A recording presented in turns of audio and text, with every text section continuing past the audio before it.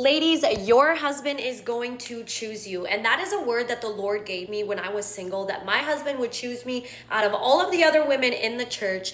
But the Lord has revealed to me that we as the women need the wisdom and the discernment to say yes to the right partner. God has given us free will, and that means that ultimately we can choose whatever partner we want. But a God-fearing marriage is a marriage that is going to honor the Lord and is a marriage that is truly going to walk in the purpose that God has for you. During my singleness, the biggest longing in my heart was to have a marriage that would honor the Lord's heart, to have a marriage that would please the Lord's heart, to have a marriage that would truly just magnify the Lord, and people would look at us and be like, only God could have brought them together. But that kind of a marriage also comes with us being wise in who we choose.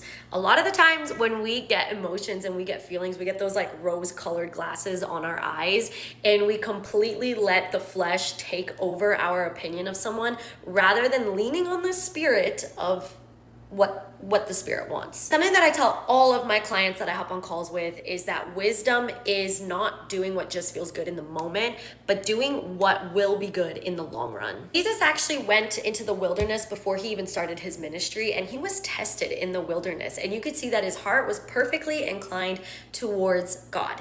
And I believe that before we start our ministries, which is marriage, we can go through testings as well to really allow the Lord to see if our hearts are truly inclined to what he desires, or if we just desire what our flesh wants. I do believe that a man can come into your life that is going to choose you, but also be a testing of your heart to see if you truly desire what the Lord wants, or if you truly desire the purpose of marriage that God has for you. Honestly, to be able to have that discernment, it really does require you getting to know the Lord's voice, you truly understanding boundaries for yourself, relying and really surrendering your emotions when you first start talking to someone, to not see through those rose-colored glasses compared to seeing through the Holy Spirit. And I created a whole webinar that's actually coming on Thursday to literally go through the step-by-step process to convince yourself someone's not your husband, and to watch God convince you that someone is. This is why I'm such a big advocate on preparing for marriage rather than waiting for your person,